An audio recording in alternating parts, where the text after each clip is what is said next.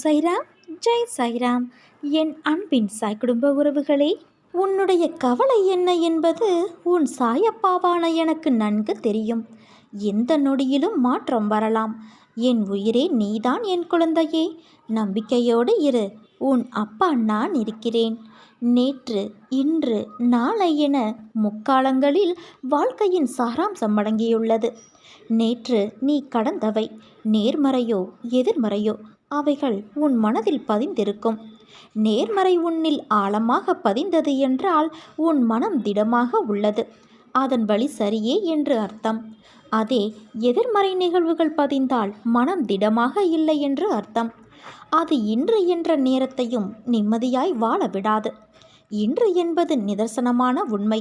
அதை நீ உணர்ந்து நேற்றைய பொழுதை திருத்தி வாழ முற்பட்டால் நிம்மதி என்ற தென்றல் வீசும் உன் வாழ்க்கையில்.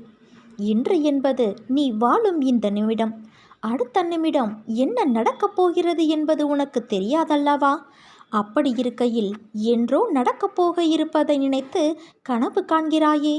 உன்னை கனவு காண வேண்டாம் என்று நான் சொல்லவில்லை. ஆனால் அந்த கனவானது உன் வாழ்க்கைக்கு உத்வேகம் உடையதாய் அமைய வேண்டும்.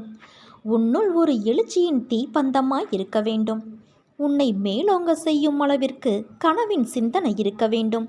அப்படி இருந்தால் இன்றைய நேரம் சத்துள்ளதாய் இருக்கும். வாழ்வில் திருத்தி எழுத உதவும் ஒரே காலம் இன்று என்ற நேரம்தான். அதனால் இன்றைய நேரத்தை உனக்கு கொடுக்கும் பொற்காலமாக பார். உன் நிமிடங்கள் உனக்கே பெரிதாகும். பூவை படைத்தேன், ஆனால் அதை மண்ணிலிருந்து நேரடியாக படைக்கவில்லை.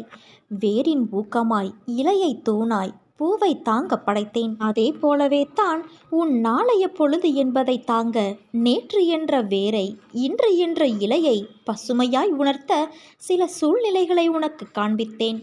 நீயும் அதை உணர ஆரம்பித்து விட்டாய். அதனால்தான் என் வார்த்தைகள் உதிர்வது உன் செவிக்கும் மனதிற்கும் மூளைக்கும் எட்டுகிறது. நீ என் பரிபூரண அருளும் ஆசிர்வாதமும் அன்பும் பெற்ற என் செல்ல பிள்ளை. தினம் தினம் ஒவ்வொரு பரீட்சையை உன் மனமே உனக்கு நடத்தி கொண்டு இருக்கிறது.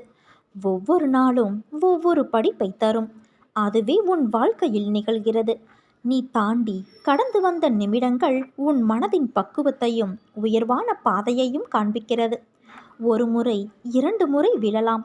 ஆனால் எழுந்து நின்று விட்டால் உன்னை வீழ்த்த வரும் எந்த ஒரு எதிர்மறையும் உனக்கு நேர்மறையாய் அமையும். கீழே விழுவதை பற்றி கவலை கொள்ளாதே. தோள் தாங்கி கொடுத்து உன் சாயப்பா நான் அரவணைப்பேன். 100 முறை உடைந்து போனாலும் 1000 முறை உன்னை நான் உருவெடுக்க செய்வேன். அதற்கான வலிமையையும் நம்பிக்கையையும் நான் உனக்கு தருவேன் என் தங்கமே.